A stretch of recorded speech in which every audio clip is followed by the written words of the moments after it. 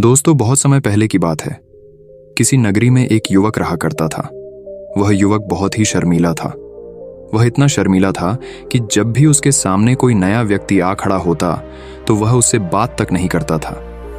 यहां तक कि जिन्हें वह जानता था, पहचानता था, उनसे भी बात करने में उसे बहुत शर्माया करता था।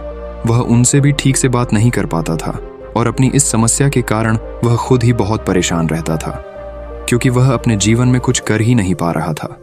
धीरे धीरे समय बीतता गया और समय बीतने के साथ साथ उस युवक की शर्माने की आदत भी बढ़ती चली गई, जिसके कारण वह अत्यधिक निराश रहने लगा, परेशान रहने लगा, चिंतित रहने लगा। उसे यह समझ नहीं आ रहा था कि वह अपनी इस समस्या से किस तरह से छुटकारा पाए। उसके घर वाले भी अब उसकी इस समस्या को लेकर बहुत चिंतित रहने लगे थे। वे सोचते थे, इसका क्या होगा, ये अपने जीवन में कुछ कर पाएगा भी या नहीं। जब भी वह कहीं पर काम के लिए जाता तो लोग उसके इस सीधेपन का फायदा उठाते, उसे परेशान करते। वह कुछ ज्यादा कह नहीं पाता था, जिसके कारण उसे कोई कुछ भी कह देता और वहां से चला जाता है। इन्हीं सब कारणों की वजह से उसका मन कहीं भी किसी भी काम में नहीं लगता। वह हर काम को कुछ ही दिनों में छोड़ दिया करता। उसके मन में बहुत कुछ चल रहा था। उसके मन में विचारों के तूफान उठ रहे थे। वह सबसे बहुत कुछ कहना चाहता था, लेकिन अपनी इस आदत के कारण वह किसी से कुछ नहीं कह पा रहा था। वह अंदर ही अंदर घुटता जा रहा था। सारे विचार, सारी बातें उसके मन में ही दबी पड़ी थीं। लेकिन कभी भी वह किसी से भी अपने मन की बात नहीं बताता था। जब छोटा सा बच्चा था तब उसे लोग बहुत पसंद करते थे। उसकी इस आदत को भी लोग सराहते थे। लेकिन इसी आदत की वजह से जब वह बड़ा हो गया, युवा हो गया, तो इसी आदत के कारण उसे अपना जीवन जीने में भी अत्यधिक परेशानियां उठानी पड़ रही थीं और वह युवक भी अपनी इस गलती के कारण बहुत परेशान रहता। अपनी इस एक आदत से छुटकारा पाना चाहता था। वह चाहता था कि वह लोगों से अपने मन की बात खुलकर कह पाए। जो कुछ करना चाहता है, जो कुछ कहना चाहता है, वह सबसे वह खुलकर कह सके, कर सके। लेकिन जब भी कोई दूसरा उसके सामने आता तो उसकी जुबान मानो खुलती ही नहीं। यहाँ तक कि वह अपने माता पिता के सामने भी ठीक से बात नहीं कर पाता था। केवल उसके कुछ मित्र थे जिनसे वह अपने मन की बात कर पाता था। जब भी वह किसी बात का जवाब देता तो लोग उसकी हंसी उड़ाते थे, उसका मजाक बनाते। लोग कहते हैं कि आज तो तेरे मुंह में भी जबान आ गई है। यह समस्या दिन ब दिन बढ़ती चली जा रही थी और इस समस्या के कारण अब उसके पिता भी अत्यधिक चिंतित रहने लगे थे। वह चाहते थे कि उनका बेटा भी दूसरों के सामने अपने मन की बात रख सके। लेकिन एक दिन जब अपने उस बेटे को दूसरों के सामने शर्मिंदा होता हुआ देख रहे थे, तभी उन्हें बहुत क्रोध आया और वह अपने बेटे को खरी खोटी सुनाने लगे। उन्होंने उसे इतना डांट दिया कि वह युवा लड़का अत्यधिक क्रोधित हो गया और वहां से बिना कुछ कहे वहां से चला गया। शाम हो चुकी थी और अब तक उनका बेटा घर नहीं लौटा था। माता और पिता दोनों बड़े ही चिंतित थे। वे अपने बेटे को वापस घर पर देखना चाहते थे, लेकिन युवा लड़का तो भागते भागते पहाड़ की चोटी पर जा पहुंचा था। वह वहां से नीचे की ओर झांक रहा था और ईश्वर से कह रहा था, हे भगवान, आपने मुझे ऐसा क्यों बनाया? लोग मेरा मजाक उड़ाते हैं, लोग मेरी हंसी उड़ाते हैं। जब मैं इस दुनिया में अपने मन की बात रख ही नहीं सकता, मैं किसी से कुछ कह ही नहीं सकता, तो फिर मैं इस जीवन को जी कर क्या करूंगा? जब भी मैं किसी से कुछ कहने की कोशिश करता हूं तो लोग मेरा मजाक बनाते हैं, मेरी हंसी उड़ाते हैं, यहाँ तक कि वह मुझसे कुछ भी कहकर चले जाते हैं और मैं उनका जवाब नहीं दे पाता। ऐसा जीवन जीकर मुझे क्या मिलेगा? इसलिए मैं तेरे पास आ रहा हूँ। इतना कहकर जैसे ही वह युवक कूदने की तैयारी कर रहा था कि तभी पीछे से आवाज सुनाई पड़ी, बेटा, जान देना तो बहुत आसान है, लेकिन इस जान को तुम वापस नहीं पा सकोगे। जैसे ही ये आवाज उसके कानों में पड़ी, वह पीछे मुड़कर देखने लगा। उसने जैसे ही पीछे मुड़कर देखा, उसने पाया कि एक बौद्ध भिक्षु उसके पीछे खड़े हैं। उन्हें देखकर वह डर सा गया और अपने कदम पीछे खींच लिए और चुपचाप वहां पर खड़ा हो गया। अपनी आदत के कारण वह उनसे कुछ कह नहीं पा रहा था। तभी बौद्ध भिक्षु उस युवक से कहते हैं, बेटा, क्या बात है? आखिर तुम यहाँ पर क्या कर रहे हो और तुम अपने इस जीवन को क्यों समाप्त करना चाहते हो? ये अनमोल जीवन बहुत कम लोगों को नसीब होता है और तुम्हें यह जीवन व्यर्थ लगता है। इस पर वह युवक कहता है, नहीं नहीं, कुछ नहीं, मैं तो बस यहाँ पर खड़ा होकर देख रहा था। तभी बौद्ध भिक्षु उस युवक से कहते हैं, बेटा, मैं जानता हूं कि तुम यहाँ पर क्या करने आए थे। तुम मुझसे कुछ नहीं छुपा सकते, लेकिन मैं चाहता हूं कि तुम अपनी समस्या मुझसे खुद बताओ, तभी मैं उसका समाधान तुम्हें बता पाऊंगा। यदि तुम चाहते हो कि कोई तुम्हारी मदद करे तो उसके लिए पहले तुम्हें ही आगे बढ़ना होगा। यदि तुम चाहते हो कि मैं तुम्हारी समस्या का समाधान करूं तो तुम्हें मुझे अपनी समस्या बतानी होगी, वरना मैं कुछ नहीं कर सकूंगा। उन बौद्ध भिक्षु की यह बात सुनकर वह युवक कहता है, नहीं नहीं, मैं ठीक हूं, मैं सच कह रहा हूं। उस युवक की यह बात सुनकर बौद्ध भिक्षु उस युवक से कहते हैं, ठीक है बेटा, यदि तुम नहीं चाहते कि मैं तुम्हारी मदद करूं तो कोई बात नहीं, मैं तुम्हारी बात पर विश्वास कर लेता हूं। लेकिन तुम्हें भी मेरी एक बात पर विश्वास करना चाहिए कि मैं तुम्हारी मदद के लिए ही यहाँ पर आया हूँ। तुम चाहो तो तुम अपनी समस्या मुझे बता सकते हो और मैं तुम्हारी इस समस्या का समाधान भी अवश्य करूंगा। इसका जवाब देते हुए युवक उन बौद्ध भिक्षु से कहता है, नहीं नहीं, मैं ठीक हूँ, आप जाइए। इस पर वह बौद्ध भिक्षु उस युवक से कहते हैं, ठीक है बेटा, यदि तुम चाहते हो कि मैं यहाँ से चला जाऊं तो मैं यहाँ से चला जाता हूँ, लेकिन मेरी एक बात याद रखना, मेरे जाने के बाद मैं तुम्हारी कोई मदद नहीं कर पाऊंगा और हो सकता है कि तुम्हारी मदद के लिए कोई और आगे भी ना आए। इतना कहकर बौद्ध भिक्षु पीछे की ओर मुड़े और अपने मार्ग में आगे बढ़ने लगे। वो युवक वहीं पर खड़ा होकर ये सब देख रहा था। जैसे ही वह कुछ दूर पहुंचे तभी उस युवक ने जोर से आवाज लगाई, गुरुदेव, मेरी समस्या बहुत बड़ी है, क्या आप उसका समाधान कर सकेंगे? क्या आप मुझे उसका समाधान दे सकेंगे? यह सुनकर बौद्ध भिक्षु वहीं पर खड़े हो गए और पीछे मुड़कर उन्होंने उस युवक की बात का जवाब देते हुए कहा, बेटा, इस दुनिया में कोई भी ऐसी समस्या नहीं है जिसका कोई समाधान ना हो। यदि तुम मुझे अपनी समस्या बताओगे तो मैं उसका समाधान अवश्य करूंगा। तभी वह युवक उन बौद्ध भिक्षु से अपनी समस्या बताते हुए कहता है, गुरुवर, मेरी एक बहुत बड़ी समस्या है कि मैं शर्मिला हूं, जिसके कारण मैं किसी से कोई बात नहीं कर पाता। यहां तक कि मैं अपने मन की बात भी किसी को नहीं बता पाता। जब भी मैं किसी से बात करने की कोशिश करता हूं तो लोग मेरा मजाक उड़ाते हैं, मेरी हंसी उड़ाते हैं। जब भी मुझे कोई खरी खोटी सुनाता है, उलटी सीधी बातें करता है, तो मैं उनका जवाब नहीं दे पाता। मैं लोगों की तरह चालाक बनना चाहता हूं, लोगों की तरह बातों का जवाब देना चाहता हूं, अपने मन की बात करना चाहता हूं। मैं इस दुनिया के साथ कदम से कदम मिलाकर आगे बढ़ना चाहता हूं। क्या इसका कोई समाधान है? उन बौद्ध भिक्षु ने उस युवक की सारी बातें ध्यानपूर्वक सुनी और फिर जवाब देते हुए कहते हैं, बेटा, जरूरत से ज्यादा शर्मीला होना, इसका अर्थ यह है कि तुम्हारे अंदर कोई डर है जिसे तुम पहचान नहीं पा रहे हो, जिसका कारण उसका समाधान करने में भी असमर्थ है। शर्म करना अलग बात है और डरना अलग। जब हमारे भीतर डर होता है तब हम कहीं भी किसी से भी कोई भी बात नहीं कर सकते। हमें चारों तरफ केवल डर ही नजर आता है और हम हर जगह से डरते ही रहते हैं। लेकिन इसे शर्माना नहीं कहते। शर्म तो बस एक हद तक तुम्हें चुप रख सकता है। फिर वह बौद्ध भिक्षु उस युवक से कहते हैं, बेटा, तुम सबसे अधिक किससे शर्माते हो? युवक इसका जवाब देते हुए कहता है, गुरुवर, मुझे अपने पिता से बात करने में बहुत शर्म आती है। मैं उनके सामने कुछ बोल ही नहीं पाता। तभी वह बौद्ध भिक्षु उस युवक से कहते हैं, अच्छा, तो ये बताओ, जब तुम अपने पिता से बात कर रहे होते हो या फिर बात करने का प्रयास करते हो तो तुम्हारे मन में कैसे ख्याल आते हैं?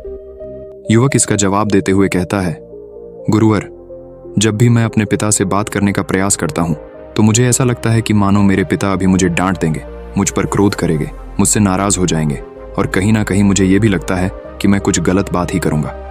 यहाँ तक कि मेरे मन में ऐसे भी ख्याल आते हैं कि शायद मेरे पिता मुझसे प्यार ही नहीं करते। परंतु गुरुवर, आप कहते हैं कि शर्म अलग है और डरना अलग बात है, तो क्या कोई ऐसा उपाय है जिससे मुझे डर ही ना हो? क्या कोई ऐसा रास्ता है जिससे मेरे अंदर का ये डर पूरी तरह से समाप्त हो जाए? कृपा करके मुझे इस समस्या का समाधान बताइए। मुझे अपने इस डर से बाहर निकलना है। मुझे लोगों की तरह अपने इस जीवन को खुलकर जीना है। उस युवक की यह सारी बातें सुनकर बौद्ध भिक्षु उस युवक से कहते हैं, जाओ और अपने पिता से कहो कि मुझे कुछ काम करना है और उसके लिए मुझे आपसे कुछ धन चाहिए। यदि तुम उनसे धन मांगने में कामयाब हो गए तो मैं तुम्हें तुम्हारी समस्या का समाधान अवश्य बताऊंगा। वह युवक काफी घबरा गया। उसने उन गुरुवर से कहा, हे गुरुवर, मुझे यह कार्य न दीजिए। मैं उनसे कुछ नहीं कह पाता। उनके सामने तो मेरी बोलती तक बंद हो जाती है। मैं उनसे धन भला कैसे मांगूंगा? ये बात सुनकर बौद्ध भिक्षु उस युवक से कहते हैं, तब तो तुम्हारी समस्या का कोई भी समाधान नहीं है और ना ही तुम कभी भी अपने जीवन को खुलकर जी पाओगे। ये बात सुनकर युवक उन भिक्षुओं से कहता है, गुरुवर्ग, ऐसा ना कहे, कृपा करके मुझे कोई और कार्य बताइए, कोई ऐसा कार्य जिससे मेरे अंदर का डर पूरी तरह से समाप्त हो जाए। कोई ऐसा समाधान बताइए। इसका जवाब देते हुए वह बौद्ध भिक्षु उस युवक से कहते हैं, बेटा, यदि तुम्हें अपने अंदर के डर को समाप्त करना है तो पहले तुम्हें मेरा यह कार्य करना होगा जो मैंने तुम्हें कहा है। वह युवक घबराकर काफी देर सोच विचार करने के बाद पुन गुरुवर से कहता है, ठीक है, यदि आप चाहते हैं कि मैं इस कार्य को करूं तो मैं इसे करने का पूरा प्रयास करूंगा।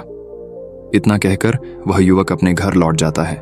उसे देखकर उसके माता पिता बहुत खुश हो जाते हैं और वह युवक अपने पिता से डरते डरते कहता है, पिताजी, मुझे आपसे कुछ बात कहनी है। इस पर उसके पिता कहते हैं, बोलो क्या बात है। युवक आगे कहता है, पिताजी, मैं कुछ काम करना चाहता हूं और उसके लिए मुझे आपसे कुछ धन चाहिए। क्या आप मुझे कुछ धन दे सकते हैं? इतना सुनकर उस युवक के पिता ने उसकी ओर ध्यान से देखा। काफी देर देखने के बाद वह खुशी से झूम उठे और तुरंत ही उन्होंने कुछ धन अपने पुत्र के हाथों पर रख दिया और कहने लगे, बेटा, इतना धन काफी है कि तुम्हें और चाहिए। इसके जवाब में वह युवक अपने पिता से कहता है, नहीं नहीं पिताजी, इतना काफी है, मैं इतने से काम चला लूंगा। वह युवक को उस धन को लेकर तुरंत दौड़ा दौड़ा उन बौद्ध भिक्षु के पास लौटा और जो धन उसने अपने हाथों में ले रखा था उसे दिखाते हुए वह कहता है, गुरुवर, जैसा आपने कहा था मैं धन लेकर आपके पास आ चुका हूं। मैंने अपने पिता से धन मांग लिया है। अब मुझे आप मेरी समस्या का समाधान बताओ। तभी बौद्ध भिक्षु उस युवक से कहते हैं, अरे इतनी जल्दी क्या है, अभी तो तुम्हें मेरे लिए एक और काम करना है, तभी मैं तुम्हें तुम्हारी समस्या का समाधान अवश्य बताऊंगा। और यदि तुम मेरे लिए इस कार्य को पूरा नहीं कर सके तो मैं तुम्हें कभी भी तुम्हारी समस्या का समाधान नहीं बताने वाला। तभी वह युवक उन बौद्ध भिक्षुओं से कहता है, हे गुरुवर, अभी तो मैंने आपके लिए एक काम किया है, अभी आप मुझे एक और काम करने के लिए कह रहे हैं। तभी बौद्ध भिक्षु उस युवक से कहते हैं, हाँ, तुम्हें मेरे लिए एक और काम करना ही होगा। वह युवक एक बार फिर से काफी देर सोच विचार कर उन बौद्ध भिक्षु से कहता है, अच्छा ठीक है, बताइए अब मुझे क्या करना है। इसके जवाब में बौद्ध भिक्षु उस युवक से कहते हैं, जाओ और यह धन जो तुमने अपने पिता से मांग कर लाया है, इस धन को वापस अपने पिता को लौटा दो और साथ साथ ये भी कहना कि पिताजी, मैं अभी काम नहीं करना चाहता हूं, लेकिन जब समय आएगा तो मैं आपसे यह धन वापस ले लूंगा और उससे अपना काम पूरा करूंगा। यह बात सुनकर युवक एक बार फिर से ऊपर से नीचे तक पूरी तरह से कांप गया और कहने लगा, गुरुवर, आप मुझे कोई और काम सौंप दीजिए, मैं उसे जरूर करूंगा। लेकिन अब यदि मैं धन लेकर उनके पास वापस गया तो वह क्या सोचेंगे मेरे बारे में? मैं तो शर्मिंदा हो जाऊंगा उनके सामने। इसलिए गुरुवर, कृपया करके मुझे कोई और काम दे।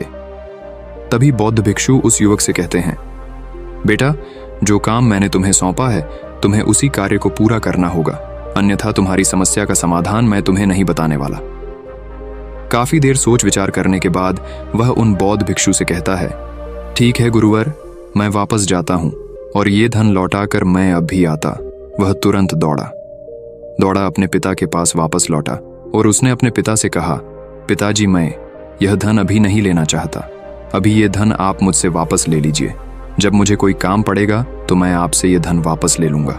उसके पिता ने उस युवक की तरफ घूर घूर कर काफी देर तक देखा और फिर मुस्कुराते हुए कहने लगे, बेटा, मैं समझता हूं कि किसी भी काम को शुरू करने से पहले हमें उसके बारे में जानकारी इकट्ठा करनी चाहिए। उसके बारे में समझना जरूरी है।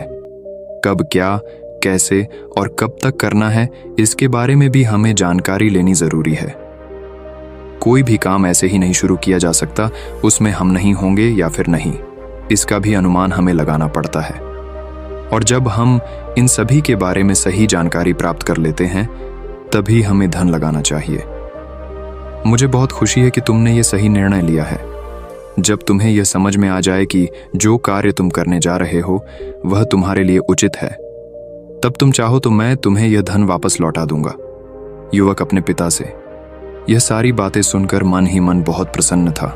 उसने ये तो उम्मीद तक नहीं की थी कि उसके पिता हंसकर उसे इस तरह से सारी बातें समझाएंगे।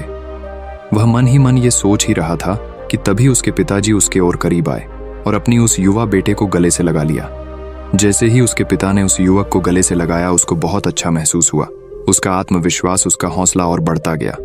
उसके बाद युवक वापस पुन गुरुवर के पास लौटा और कहने लगा, गुरुवर, जैसा आपने कहा था मैंने बिल्कुल वैसा ही किया है। मैंने धन अपने पिता को वापस कर दिया है। अब तो कृपया करके मुझे मेरी समस्या का समाधान बता दीजिए। तभी बौद्ध भिक्षु उस युवक की तरफ देखकर मुस्कुराते हैं और इस युवक से कहते हैं, बेटा इतनी जल्दी क्या है, अभी तो तुम्हें मेरे लिए एक और काम करना ही पड़ेगा। वह युवक कहता है, महाराज, आप आखिर मुझसे बार बार इस तरह से काम क्यों करवा रहे हैं? क्या आपके पास मेरी समस्या का कोई समाधान नहीं है? कहीं आप मुझे बेवकूफ तो नहीं बना रहे? जिस तरह से लोग मुझे बेवकूफ बनाते हैं, क्या आप भी मेरे साथ वही तो नहीं कर रहे? आपने कहा जाओ अपने पिता से पैसे मांग कर लाओ, मैंने पैसे मांग कर लाए आपने, फिर कहा जाओ ये पैसे अपने पिता को लौटा कर आओ, मैंने आपके कहे अनुसार बिल्कुल वैसा ही किया।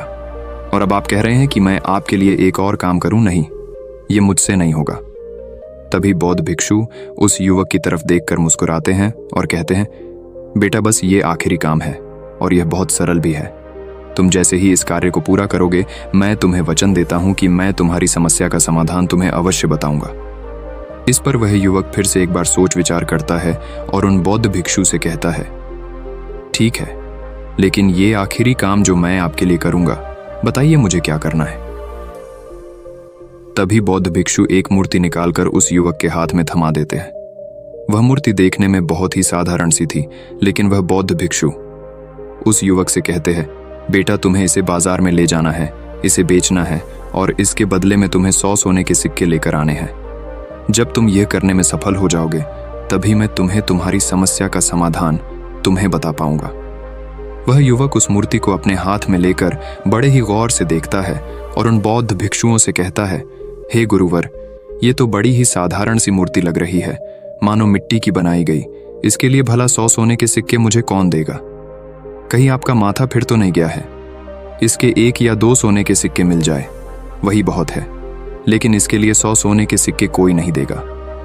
तभी बौद्ध भिक्षु उस युवक से कहते हैं, बेटा मैंने जो तुम्हें काम सौंपा है, यदि तुम उसे पूरा करोगे तभी तुम्हें तुम्हारी समस्या का समाधान मिल पाएगा, अन्यथा तुम चाहो तो अपने घर लौट सकते हो, फिर से वही अपने पुराने जीवन में जहां लोग तुम्हारा मजाक बनाते हैं, लोग तुम्हें डराते हैं, सताते। मैं तुम्हें यहाँ अपने डर को निकालने में तुम्हारी मदद कर रहा हूँ। तुम मेरे यहाँ काम करके अपने डर को धीरे धीरे भगा पाओगे। मेरे इस काम को पूरा कर दो, तुम्हें सब समझ आ जाएगा। वह युवक उन बौद्ध भिक्षुओं की बात सुनकर मन ही मन ये विचार करता है कि मुझे तो मेरी समस्या का समाधान किसी भी हालत में चाहिए, जिस कारण वह उस मूर्ति को उठाकर बाजार की ओर चल पड़ता है। बाजार पहुंचकर वो एक जगह चुपचाप उस मूर्ति को लेकर खड़ा हो जाता है और इंतजार करने लगता है कि कोई आएगा और उसे उस मूर्ति के बारे में पूछेगा, और तब वह उस मूर्ति के लिए 100 सोने के सिक्के की मांग करेगा। देखते ही देखते काफी समय बीत गया, लेकिन अभी तक उसके पास कोई भी व्यक्ति नहीं आया था। उसने आसपास देखा तो लोग चिल्ला चिल्ला कर अपने सामानों को बेच रहे थे, जोर जोर से आवाज लगा रहे थे। उसने भी सोचा, यदि मुझे अपनी इस मूर्ति को बेचना है तो मुझे भी जोर जोर से आवाज लगानी होगी। उस युवक ने चिल्लाना शुरू किया, लेकिन वह इतनी जोर से नहीं चिल्ला रहा था, उसकी आवाज उसे खुद तक सुनाई नहीं पड़ रही थी।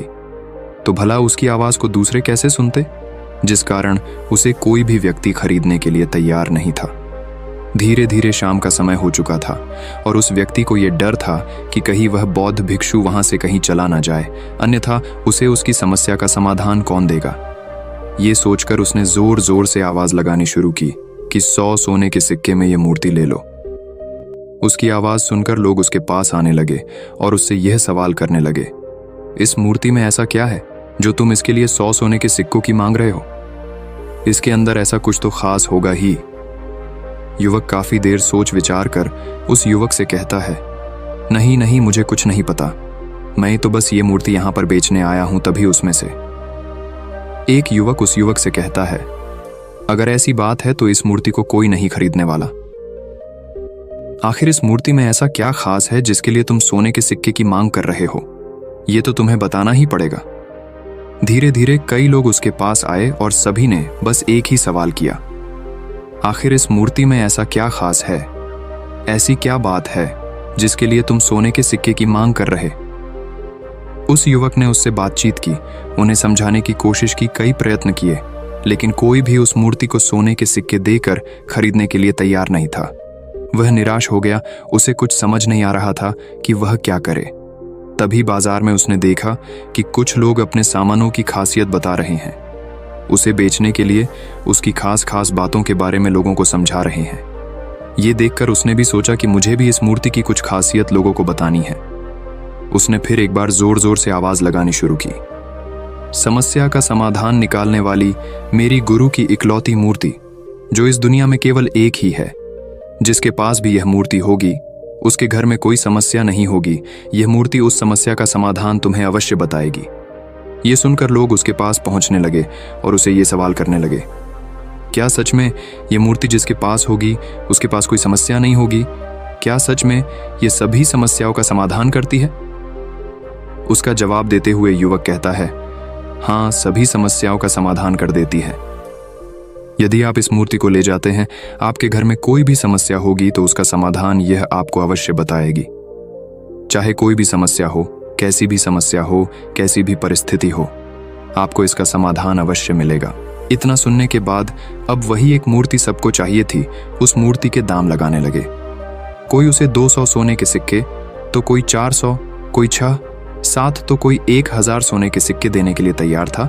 उस मूर्ति की कीमत लगातार बढ़ती जा रही थी। जैसे जैसे लोगों को पता चलता जा रहा था कि ये मूर्ति लोगों की समस्या का समाधान करती है, लोग उसे किसी भी कीमत पर खरीदने के लिए तैयार हो गए थे।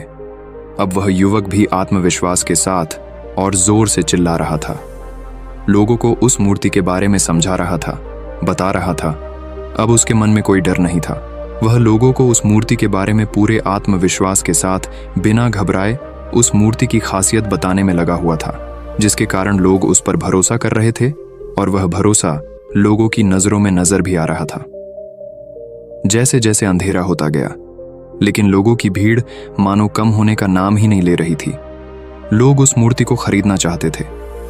उस युवक ने जोर से आवाज लगाई कि मुझे क्षमा करे, यह मेरे गुरु की मूर्ति है और मैं इसे बेचना नहीं चाहता। इतना कहकर वह युवक उस मूर्ति को लेकर वापस खाली हाथ लौट आया और उन गुरुवर के पास पहुंचा और उन गुरुवार से कहने लगा, हे गुरुदेव, आपका बहुत बहुत धन्यवाद। इस मूर्ति ने मेरी समस्या का समाधान कर दिया। मुझे समझ में आ गया कि मेरी क्या समस्या थी।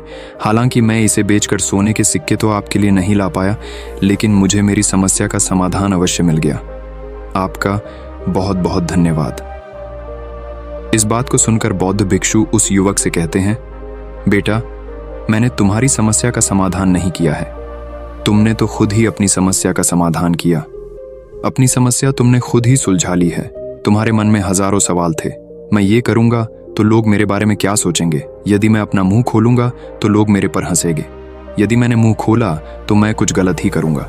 ऐसे कई सारे विचार तुम्हारे मन में थे, ऐसे कई सारे डर तुमने अपने मन में पाल रखे थे। लेकिन जब इस मूर्ति के बेचने के दौरान तुमने उन हजारों लोगों का सामना किया, उनके सामने खुलकर अपनी बात रखी, उनके सामने खुलकर वह कहा जो तुम्हें कहना था, तो तुम्हारे मन का डर खुद खुद समाप्त हो गया। जिसे तुम शर्मा ना कहते थे, वो अपने आप ही तुम्हारे भीतर से कहीं गायब हो गया। युवक अपने गुरु की यह बात सुनकर अपने गुरुवार से कहता है, गुरुवर, आप सही कहते हैं। आपने आज मेरे मन में वो विश्वास जगा दिया है जिसे मैं अब अपने जीवन में कुछ भी हासिल कर सकता हूं। आपका बहुत बहुत धन्यवाद। डर को धीरे धीरे खत्म करने से ना ही आपको शर्म आएगी और ना ही डर लगेगा, और जब आपके भीतर का डर हमेशा के लिए समाप्त हो जाएगा तो आप अपने जीवन में जो भी कुछ करना चाहते हैं, जो भी कुछ पाना चाहते हैं, उसका रास्ता आपके लिए पूरी तरह से साफ हो जाएगा और आप अपने मार्ग पर तेजी से आगे की ओर बढ़ने में सक्षम भी हो जाएंगे। इसलिए लोग क्या कहते हैं, क्या कहेंगे, ये सब छोड़ दीजिए और खुद पर विश्वास कीजिए, क्योंकि आप ही हैं जो अपने इस डर का सामना कर सकते हैं। दोस्तों, सच्ची श्रद्धा से कमेंट में नमो बुद्धाय जरूर लिखिएगा। इस वीडियो को लाइक करें तथा अपने दोस्तों के साथ शेयर करें और हमें सब्सक्राइब करना ना भूलें। और हाँ, इस वीडियो से कोई भी सवाल है तो आप कमेंट में पूछ सकते हैं। अगर कोई नहीं है तो आप कमेंट में नमो बुद्धाय लिखना ना भूलें, क्योंकि आपकी कमेंट से हमें वीडियो बनाने का मोटिवेशन मिलता है। धन्यवाद।